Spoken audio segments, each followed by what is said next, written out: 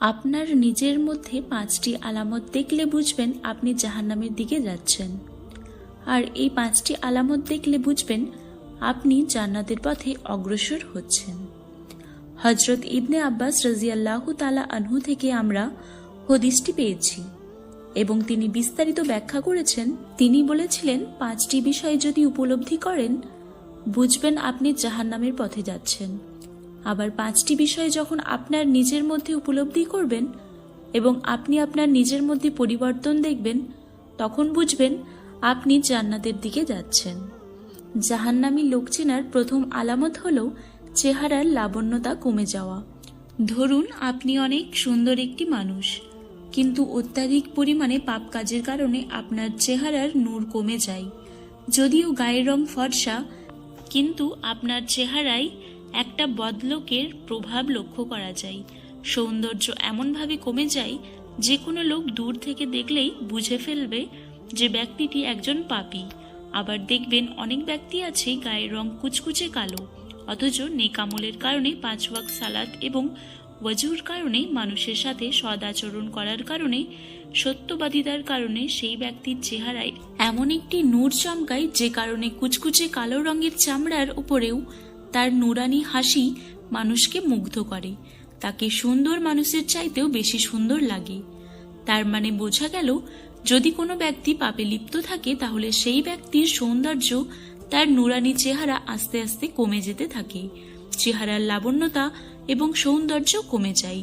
তাই কখনো যদি কোনো কাজ করার পর আপনি বুঝতে না পারেন যে আপনি গুনাহ করছেন নাকি নেক কাজ করছেন, তখন আপনি নিজের দিকে তাকান এবং আস্তে আস্তে টের পেয়ে যাবেন আদতে আপনি কি করছেন।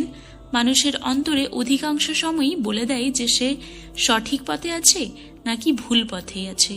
দ্বিতীয়ত আলামত হলো অন্তর কালো হয়ে যাওয়া। অন্তর কালো হয়ে যাওয়া মানেই সেই ব্যক্তি প্রায় সময় চিন্তা পেরেশানিতে থাকবে। দুশ্চিন্তায় পেরেশানি তাকে ঘিরে ফেলবে। ঠিকমতো নামাজ কালাম করবে না, কোনো ইবাদতের দিকে তার মন চাইবে না। একেই বলে অন্তরে কালো হয়ে যাওয়া। বেশিরভাগ সময়ে গুনাহের কাজ করবে, নেকের কাজ খুবই কম করবে। এটা হলো একজন খারাপ লোকের দ্বিতীয় নাম্বার আলামত, অথবা বলতে পারেন এটা একজন নেককার লোকের খারাপ দিকে যাওয়ার একটা আলামত। আর এই লক্ষণগুলি বলছে যে লোকটি অধিক মাত্রায় সব বিষয় নিয়ে দুশ্চিন্তার মধ্যে, কারণ যার দিলে আল্লাহ পাকের নূর থাকে তাকে দুশ্চিন্তা এবং পেরেশানি কখনো আটকাতে পারে না। তৃতীয়ত আলামত হলো দৈহিক শক্তি কমে যাওয়া।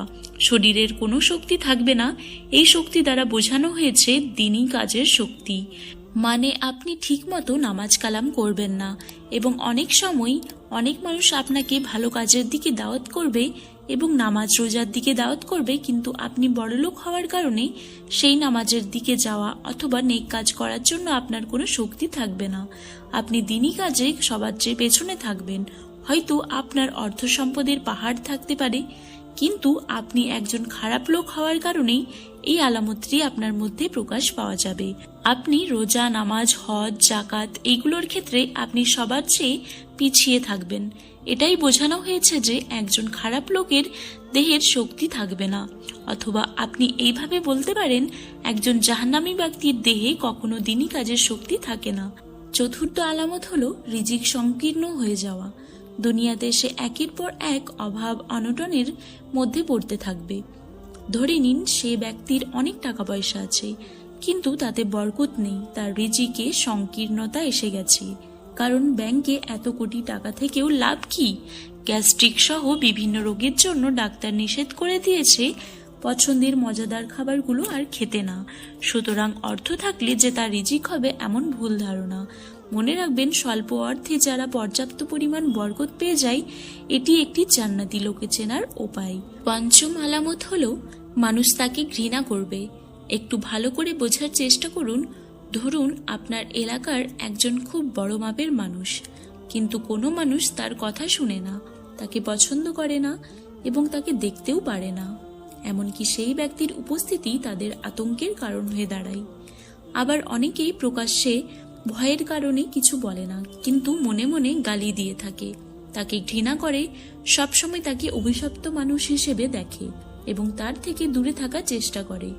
মনে করে যে এই লোকটা অত্যন্ত বিষাক্ত, হতে পারে সে একজন এলাকার বড় ধরনের মানুষ, এমনকি নেতৃত্বস্থানীয় কেউ হতে পারে। এমনও রয়েছে যে এই সকল ব্যক্তি দেখলে মানুষ রাস্তা পাল্টে অন্য রাস্তায় চলে যায়, তাদের কাছেও কোনো ভিড় থাকে না।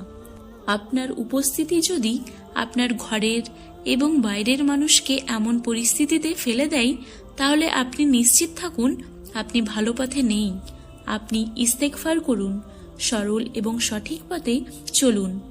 আর যদি আপনার রাস্তা দিয়ে যাওয়ার সময় মানুষ আপনাকে দেখে দূর থেকে সালাম দিতে থাকে, হাসি মুখে আপনার কুশল বিনিময় করে, আপনাকে এসে মুসাফা করে, আর আপনিও তাদের সাথে হাসি মুখে আচরণ করেন, এবং আপনাকে দূর দূরান্ত থেকে মানুষ এসে মিশতে চাই, কথা বলতে চাই, তাহলে বুঝে নেবেন অবশ্যই আল্লাহ পাকের একজন নেককার বান্দাদের সরল সঠিক পথের ওপর পরিচালিত হচ্ছেন, যেটাকে মহান আল্লাহ তাআলা পবিত্র আল কোরআনে বলেছেন, অর্থাৎ সরল সঠিক পথ, যে পথে আল্লাহ পাক তার নেককার বান্দাদের পরিচালিত করেছেন।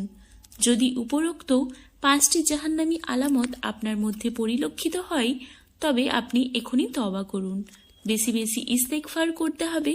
তওবা অর্থ গুনাহ থেকে দূরে থাকা এবং এই জগৎ থেকে দূরে সরে আল্লাহ তাআলার শরণে ফিরে আসা। আর ইস্তেগফারের অর্থ হলো প্রভুর কাছে 2 হাত জোড় করে ক্ষমা চাওয়া এবং প্রতিজ্ঞা করা, মহান রব্বুল আলামিন পছন্দ করেন তার বান্দা তওবা করুক, তিনি তো ক্ষমা করার জন্য বসে আছেন। আজ এই পর্যন্ত। সকলে ভালো থাকুন, সুস্থ থাকুন। আবার ফিরছি একটি নতুন ভিডিও নিয়ে। এইরকম আরও ইসলামিক ভিডিও পেতে আমাদের চ্যানেলটি সাবস্ক্রাইব করে পাশে থাকা বেল আইকনটি প্রেস করে দিন, যাতে যখনই কোনো নতুন ভিডিও আসবে সর্বপ্রথম আপনার কাছে পৌঁছায়।